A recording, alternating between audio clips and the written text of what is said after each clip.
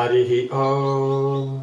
Sahana Vavatu, Sahana Bhunaktu, Sahaviryan Karavavahai, Tejasvinavadhitamastoma Vidvishavahai. Om Shanti Shanti Shanti. Om Jaya Shri Krishna Chaitanya Prabhu Nityananda, Shri Advaita Gadadhara Shivasari Gaura Bhakta Vrinda. Hare Krishna, Krishna Krishna, Hare Hare, Hare Rama, Rama Rama, Hare Hare. So continuing Mahabharata in the section on Bhagavad Gita. So then Krishna is explaining to Krishna about his opulences. My opulence is limitless, O Arjuna. I shall therefore tell you only of that which is most prominent. Krishna explained that although everything was the manifestation of his energy and power, he would highlight for Arjuna some principal features by which he could be remembered. Right? See, because everything's expanding from God, it's all his energies. That means everything is actually his potency. But of that, because they're working on such a day-to-day thing with everything, and we're already not thinking of anything in connection with Krishna, then Krishna is pointing out what major aspects would be easier to, when considering them, that might make you remember that, yes, this is God's energy.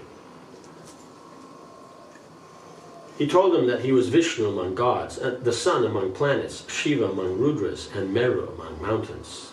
He described himself in many ways, revealing to Arjuna how he was present in everything Arjuna saw. Concluding his description, he said, "Know that all opulent, beautiful, and glorious creations spring but from a spark of my splendor. Is there any need for so much detailed information about me? With a tiny fragment of myself, I pervade and support this entire universe." So Krishna being unlimited in his power, the amount of power that it takes to maintain this universe is a very small fraction. So then you can understand is how great Krishna is. So that's why then, some prominent elements you bring out. But also what should come to mind is that if this is only a small part of his opulence, and this small part is so amazing and wonderful, and the power of the ocean or the wind, and beauty of nature and all these things, and if that's only a small fragment of his opulence, then what's the opulence of him in his full form as Krishna and the spiritual world? Because the material world is only just a small part to run it. It's like a reflection. Tears streamed from Arjuna's eyes, remembering how he would often sport with Krishna as if he were an equal. He said in a choked voice, "Only out of illusion did I ever believe you to be a man like me. That illusion is now dispelled. I am convinced of your supreme position. But, O greatest of all personalities, there are many who will not believe this truth. Please therefore show yourself in all your majesty. I too desire to see that great form which pervades and supports the worlds. If I am able to see it, O Lord, then please display it to me now." Right? So how he's manifesting is everything, and show how he's doing that, how he's expanding that form, because that we don't see. It's subtle, right? And so the Lord being transcendental, and then how he does everything, it's just through his energies, then it gets accomplished. So then Krishna, he said he wants to see that universal form. Krishna assented to Arjuna's request. "See now my mystic opulence, O son of Kunti. Here are my hundreds and thousands of very divine and multicolored forms. My dear Arjuna, I shall bestow upon you divine vision, for you cannot see me with your present eyes." It means the material eyes can't see how Krishna, who is transcendental, is pervading everything. Because the soul being covered by the idea that I am controller and enjoyer, you see things separate from the Lord. That then, you're identifying only what's external to you. And so then, that covering then becomes what is called the linga sharira, the subtle body. So that polluted consciousness then, as it becomes grosser, it becomes the intelligence more, and when it comes in contact with the senses, through the body, it becomes the mind, and then the gross body, according to your actions, then is manifested. So the natural spiritual form of the living entity is covered. And in that covered position, even though this soul by nature is spiritual, there's a slight glimmer that there's a connection, that I have a body, I have a form, and one identifies with it. But being covered by the gross and subtle body, then through the nature of the mind and the ego, then you identify with the gross body, not the spiritual, because that means the spiritual body has meaning when it's in context with the Lord. But when you leave the Lord out of it, then you're only going to see that consideration of I in connection with material nature. So therefore the gross eyes are made out of matter. They can only see matter. It's being controlled by the mind, which is also matter, but subtle. But there's a concept of individuality in that coming from the soul. But unless the soul is seeing with spiritual vision, then they can't see. So then Krishna is saying, I will give you this divine vision. Behold, O best of the Bharatas, that all you desire to see and all that you will ever desire to see in the future, everything moving and unmoving is here in one place. Because anything you want, it's there in the creation. But we're separated by time. But all these elements are always there in the creation. It's just a matter of a particular individual living entity, due to his work, good work in karma. Then he will then at some point see that. Just like the young man thinks, yes, I'm going to be a billionaire. But that money is not there. But then he works at it, and then with time, when he becomes a little more mature, then he's a billionaire. But that money was always there, just he didn't have it by karma. But the principle of the money is always there.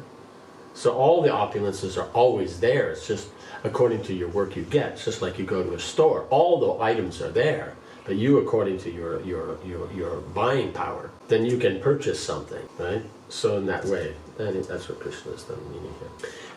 As Arjuna looked on in astonishment, Krishna displayed his universal form.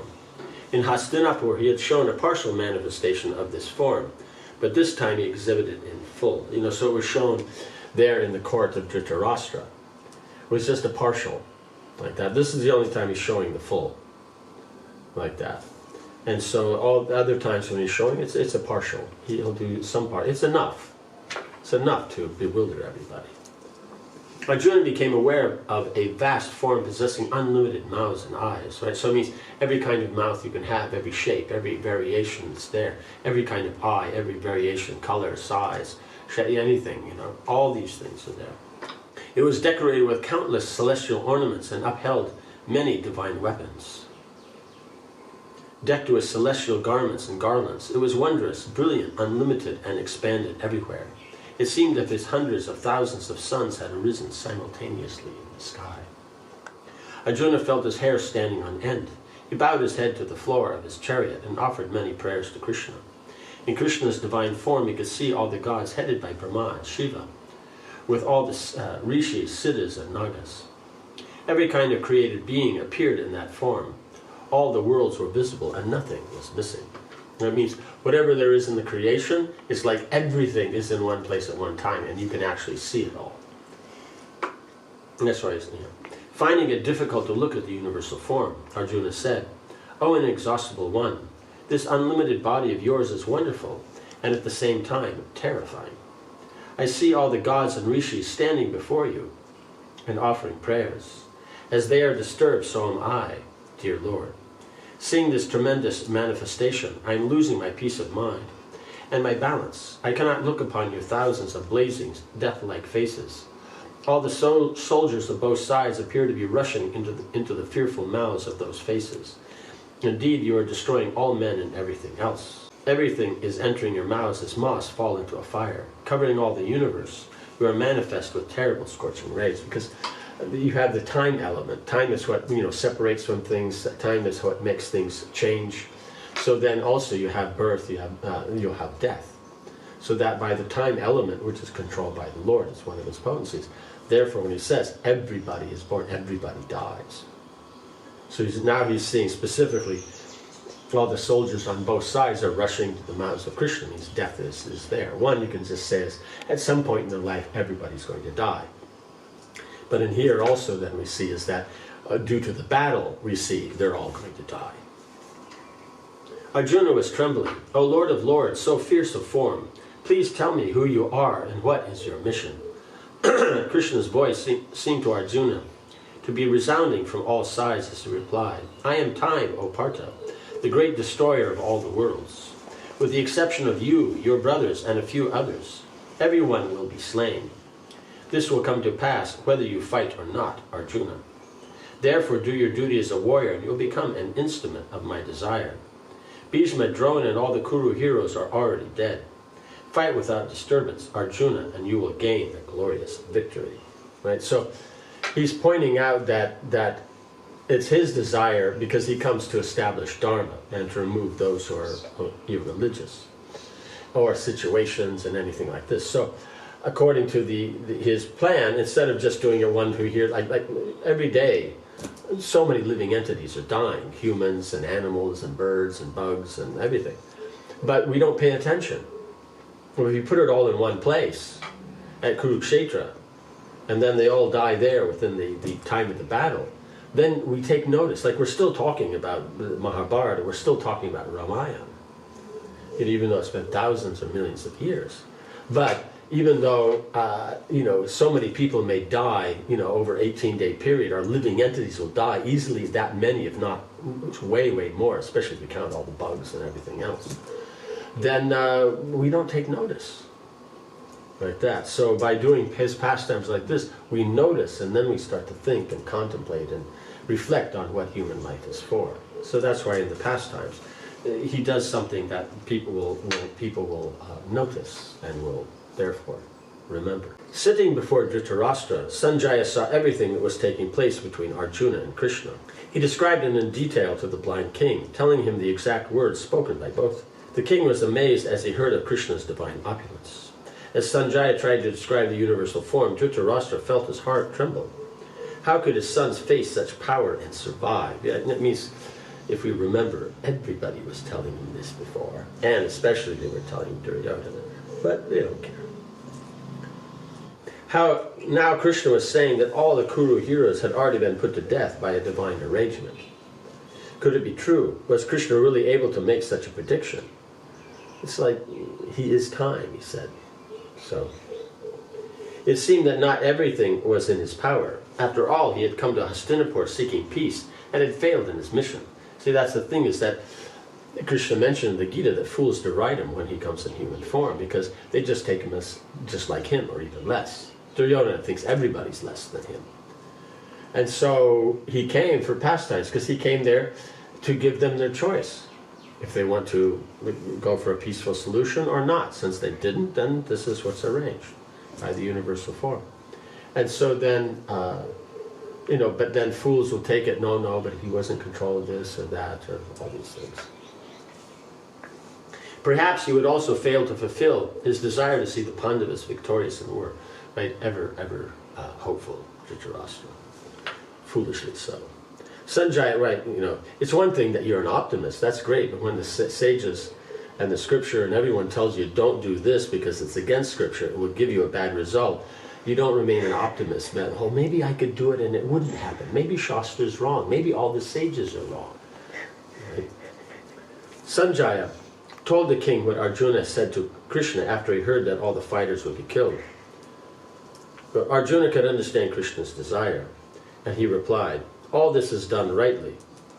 O Lord, you are the protector of pious and perfected beings, and the destroyer of atheists and demons. This is for the good of all, for even the demons will finally be brought to their senses by this treatment. O Almighty One, everyone should simply offer their obeisances unto you. You are the ultimate sanctuary. Knowing everything, you are all that is knowable. I fall before you again and again, my obeisances from every side. O Lord, I have obviously disrespected you until now.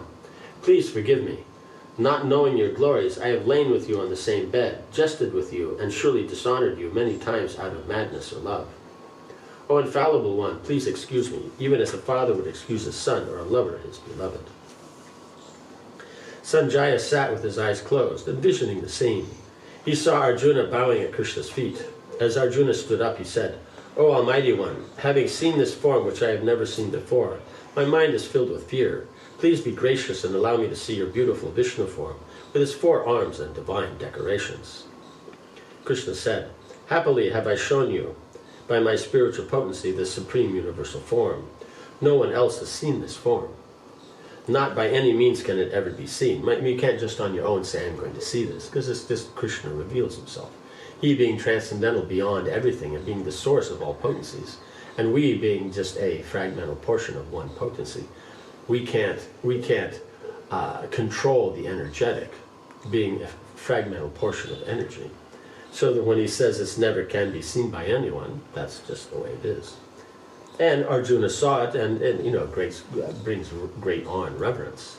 But as far as that wonderful relationship interactive between yourself and the Lord, you see Arjuna is coming back to that. So we're seeing the greatness of the Lord, then we're seeing how he controls all his energies, then it will come back to how he relates and interacts based on relationship with the devotees, right? So you're seeing all three features. Oh Arjuna, you have been disturbed and frightened by this horrible feature of mine.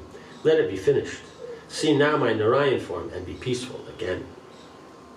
Krishna withdrew his universal form, and Arjuna saw before him the graceful form of Narayana, with his forearms holding a conch shell, disc, club, and lotus flower. After some moments, that form again changed to Krishna's original two-arm form, from which all other forms emanate, right? So Krishna himself is the original form. To control the universe, then he expands as his Vishnu form, with four-arms. And as the basis of the whole cosmos, then his energies expand. That impersonal aspect is there on which everything is based, the form of existence, and the principle of existence, and the existence of all qualities and all, knowledge and combinations of those, that everything can be manifest. Arjuna regained his composure and felt encouraged. Krishna said, "O Arjuna, although my universal form is difficult to see, it is even harder to know my original form." Right? Because to know God's great and all that, that's not so difficult. To know that he controls everything and all that, it would be naturally appreciated because that's the definition of God. But to know his original form, where he just interacts, on a level that matches the mood of the devotee, that's the most difficult, because then Krishna himself is giving himself as a person. So only someone who's based in pure love can come to that platform, because then out of that love, you'll never do anything to disturb Krishna. And Krishna reciprocating that mood will never do anything to disturb the devotee. And so then everything works very, very wonderfully. These other forms, these other aspects are much easier to see. It's still by Krishna's grace. The gods are always seeking an opportunity to see me as I now appear.